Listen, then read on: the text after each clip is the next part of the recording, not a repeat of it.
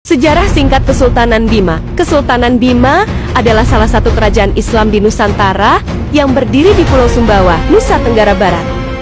Awalnya, Bima merupakan kerajaan Hindu-Buddha, sebelum akhirnya memeluk Islam pada abad ke-17, masa awal dan Islamisasi. Kerajaan Bima berdiri sekitar abad ke-14 dan dipengaruhi oleh kerajaan besar seperti Majapahit dan Goa di Sulawesi Selatan. Islam mulai masuk ke Bima melalui pengaruh Kesultanan Goa.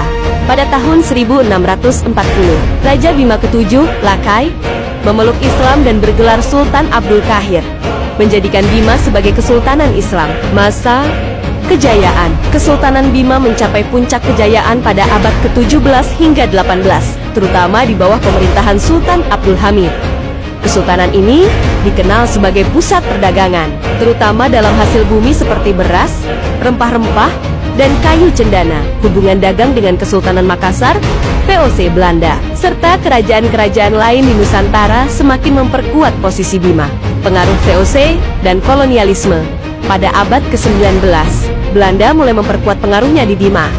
Kesultanan menjadi bagian dari Hindia Belanda setelah perjanjian dengan VOC. Meski masih mempertahankan struktur kesultanan, pengaruh politiknya melemah akibat intervensi kolonial. Akhir Kesultanan. Pada tahun 1958, Kesultanan Bima secara resmi dibubarkan setelah Indonesia merdeka dan bergabung ke dalam sistem pemerintahan Republik Indonesia. Meski demikian, budaya dan adat istiadat Kesultanan Bima tetap lestari hingga saat ini. Warisan Kesultanan Bima.